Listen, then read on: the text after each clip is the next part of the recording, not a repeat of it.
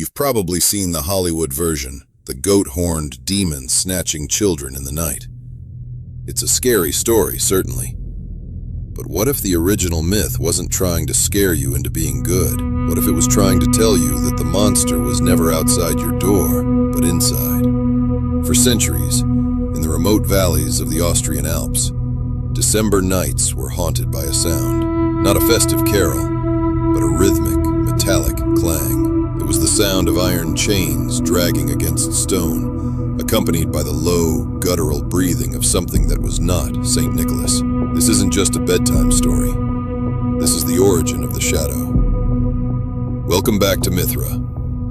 Today, we're leaving the brightly lit, modern Christmas behind to unearth a figure that precedes Santa Claus by centuries: Krampus. The name itself comes from the old German word Krampen, meaning claw, and he is the shadow archetype to the benevolent St. Nicholas.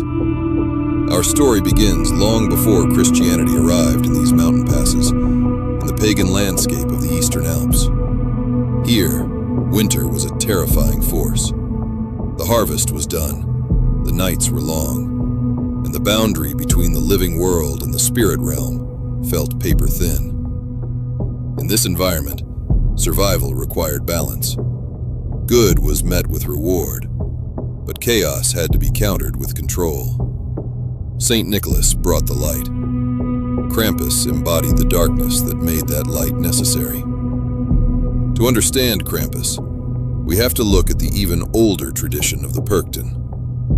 These were dualistic spirits, some beautiful and bringers of luck, and others terrifying, demonic figures that represented the harsh, destructive side of nature. Both were necessary for the changing of the seasons. Krampus emerged as the localized, singular culmination of the scary Perchten. The traditional mask, carved with obsessive detail from single blocks of wood, isn't arbitrary. The curved ibex or goat horns connect him to ancient fertility deities and the horned god of pagan folklore. The thick goat or sheepskin furs, the bells, and the switch of birch branches all are elements of a ritual meant to purify the community and banish the real demons of the cold, hungry months: laziness, selfishness, and disorder. So how did this archaic spirit survive?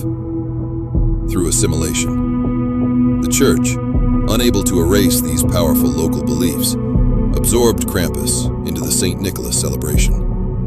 Suddenly, the pagan monster became the saint's enforcer. He didn't just punish bad kids. He reminded everyone of the consequences of straying from the community's moral code. The modern Krampuslauf, or Krampus Run, is not an ancient ritual, but a 20th century revival. Yet, it taps into that same primal need to acknowledge the darkness. It's a release valve for a modern society that tries to pretend the shadow doesn't exist. If this deep dive into the real, unsettling history of Krampus fascinated you, if you found yourself wanting more answers about the shadows lurking in our legends, then join me. Like and subscribe to Mythra, and together we will continue to unearth the complex, beautiful, and sometimes terrifying truths buried beneath our history. Until next time.